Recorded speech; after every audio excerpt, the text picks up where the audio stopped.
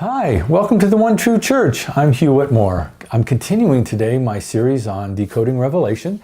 We're up to chapters 14 and 15 today, so let's get started. So let's recap the story of where we are in Revelation. In chapters 12 and 13, the two evil beasts were described, the world beast system, which is the one world government, and the Paul beast. Paul is the second beast of Revelation, and they're described in all of their glory and power of their spiritual energy. And then in keeping with the back and forth ebb and flow of Revelation, here in 14:1, God counters with the spiritual energy of 144,000 highly obedient believers. 14:1, and I looked, and lo, a lamb stood on the Mount Zion, and with him 144,000, having his Father's name written in their foreheads. Now, this is similar to the mark of the beast in that these marks are not literal. They're figurative. And for those who love God with great energy, have passed the test and recognize that the false apostle is Paul, and you're doing righteous works while abstaining from sin, so you would have God's mark on your forehead. It's figurative because it's part of you. If you serve the devil by denying the one true God, or if you follow Paul, you will have the devil's mark on your forehead. You figuratively will have the 666, which is the number of the beast, Paul. So you have to choose who you serve, because in the end, your servitude will bring about the victor in the war of good against evil. 2, and I heard a voice from heaven as the voice of many waters, and as the voice of a great thunder, and I heard the voice of harpers harping with their harps. What an image, huh? Great power in thunder, by the way. That's another manifestation of power and spiritual power in the Bible, thunder. And there is also spiritual power in music directed at God. King David played instruments for God for the same purpose of delivering spiritual power, glory to the Father. 3, and they sung, as it were, a new song before the throne and before the four beasts and the elders. And no man could learn that song but the 144,000, which were redeemed from the earth. These people are very spiritually powerful. They're before the throne with the beasts and the elders. These are the highest spots in the Bible that you can earn with your works. 14, 4 and 5. These are they which were not defiled with women, for they are virgins. These are they which follow the Lamb wherever he goes. These were redeemed from among men, being the first fruits unto God and to the Lamb. And in their mouth was found no guile, for they are without fault before the throne of God. This again is God countering the power of the devil with this purest spiritual energy possible out of a human being. They are without fault. And without fault or blemish is what God required of Israel when they made animal sacrifices to him in the Old Testament. To be considered without fault is Jesus-like in its spiritual implications for God's additional glory. And you notice that they never leave the side of Jesus. It's an eternal worshiping, which is what Revelation is about, a permanent worshiping of God that empowers him through this transfer of glory to overcome the devil. 6, and I saw another angel fly in the midst of heaven, having the everlasting gospel to preach unto them that dwell on the earth, and to every nation and kindred and tongue and people. And this is what Jesus said in Matthew 21:14. And this gospel of the kingdom shall be preached in all the world for a witness unto all nations, and then the end shall come. Not the gospel of Paul, the gospel of grace, the everlasting gospel that God created and Jesus brought. This shows two things. First, that the end is near, because of the works of the saints. And second, this continues the revelation pattern of God announcing an action, then the devil countering, and then God gathering more spiritual energy to finish off the counterattack. And so when I say the end is near, that's here in the story. It isn't now until the church reasserts itself by coming away from Paul and following the strict kingdom teachings of Jesus. Then the end will be near.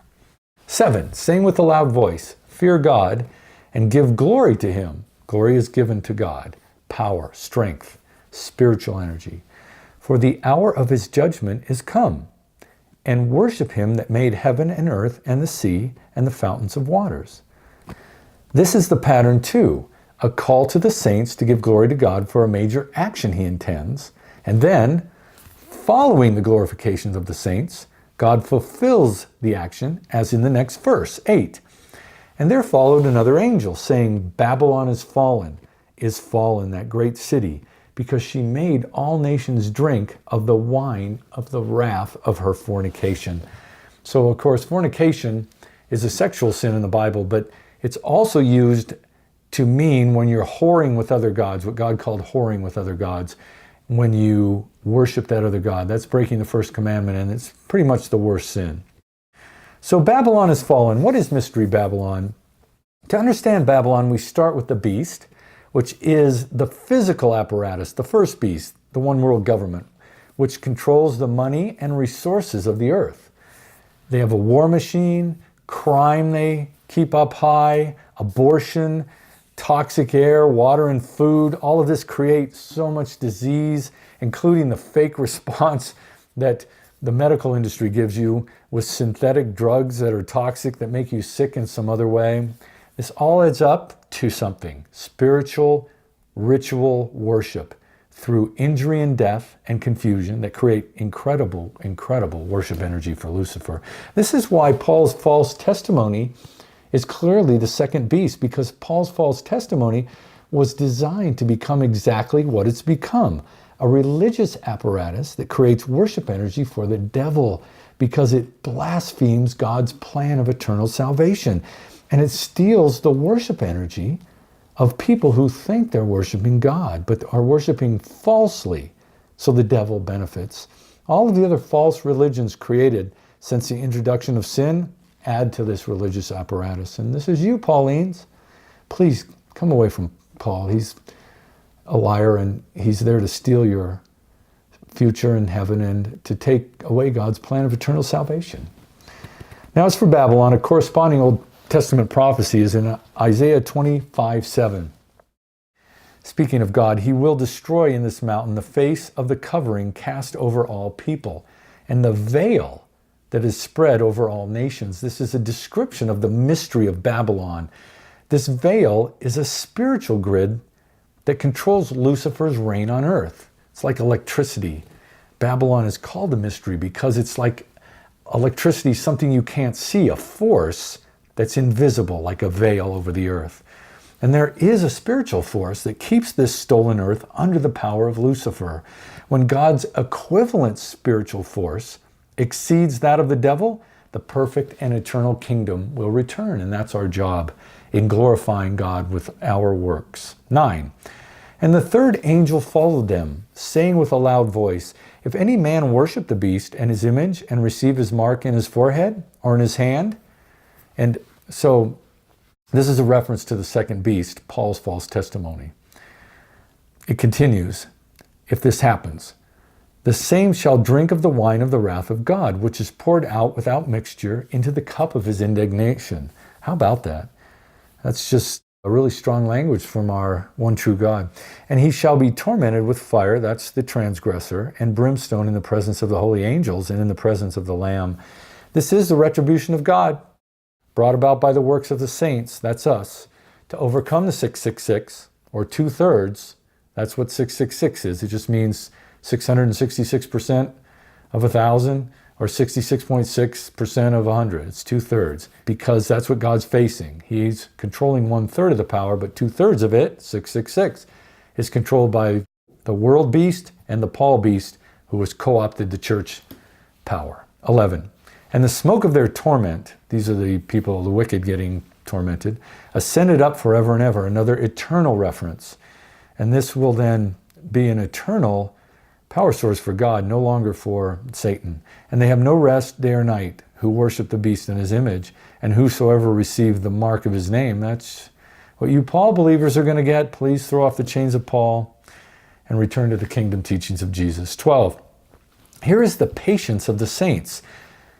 This is mentioned a lot in Revelation, the patience of the saints. That's us continuing our worship while God accepts our glory to get these things done. Here are they that keep the commandments of God in the faith of Jesus. That's us, the church, the saints. Killing Babylon is a huge task. 13. And I heard a voice from heaven saying unto me, Write, Blessed are the dead which die in the Lord henceforth. Yea, say the Spirit, that they may rest from their labors, and their works do follow them.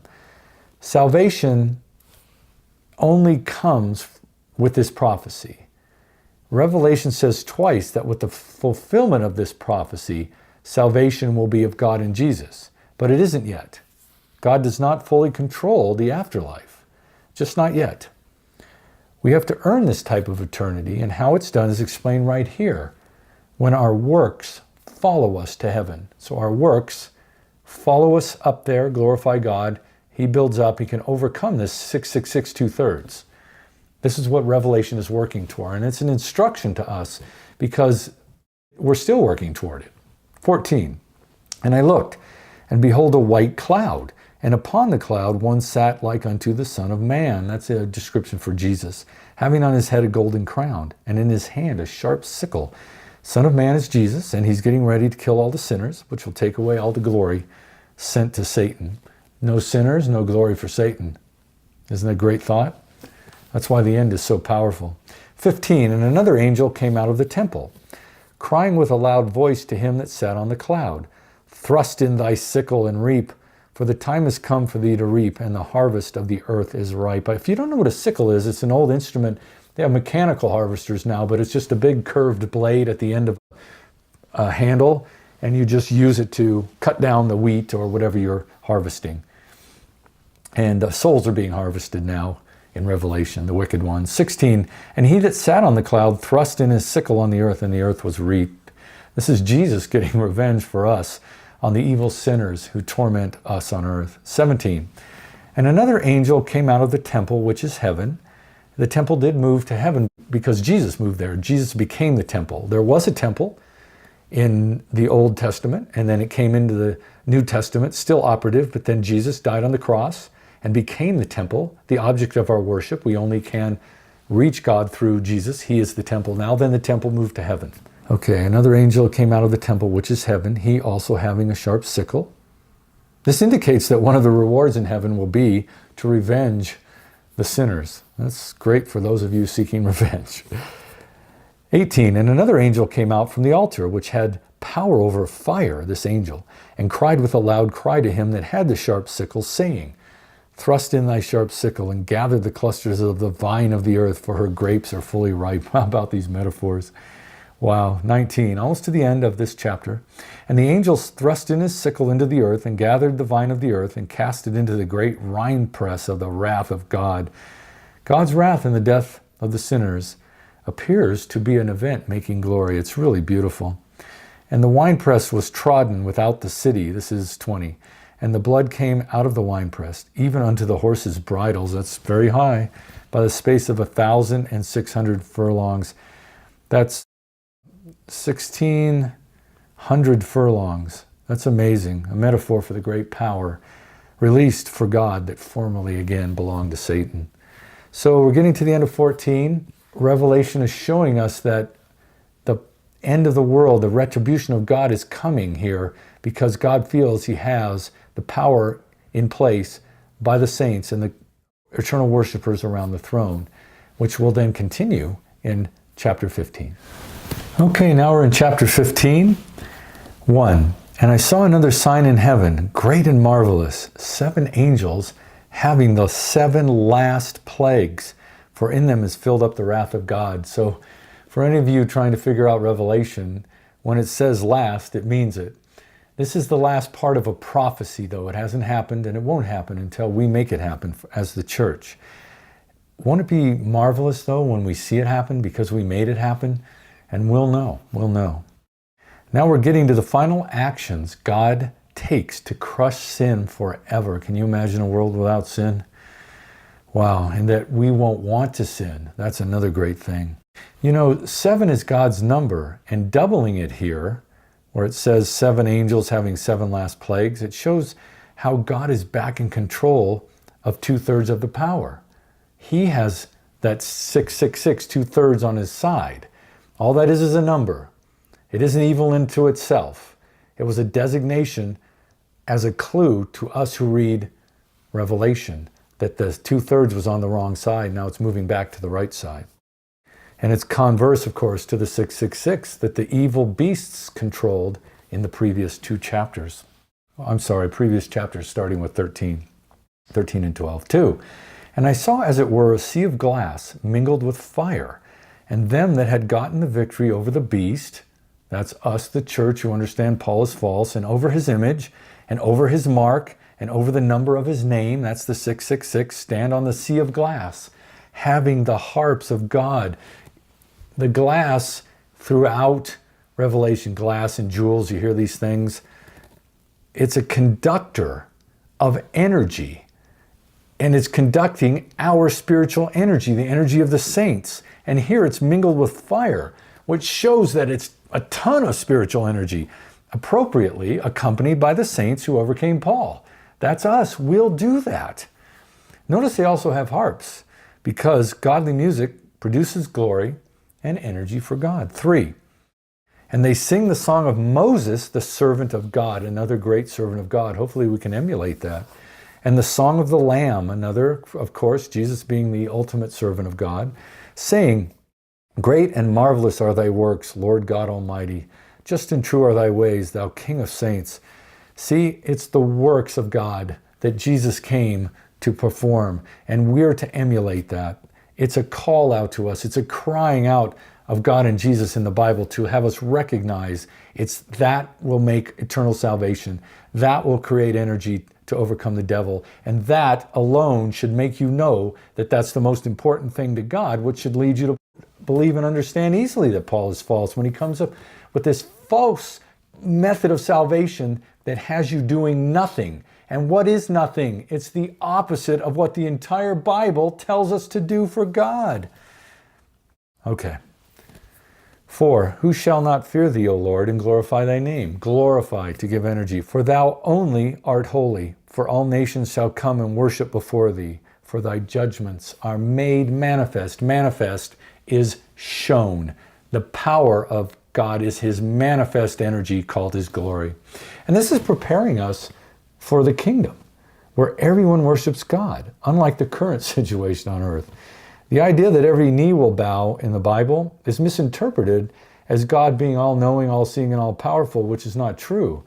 God will only overcome the devil when we empower him to do so, and every knee will bow only when all of the wicked, including the Paul believers, are destroyed. Then every knee will bow. 5.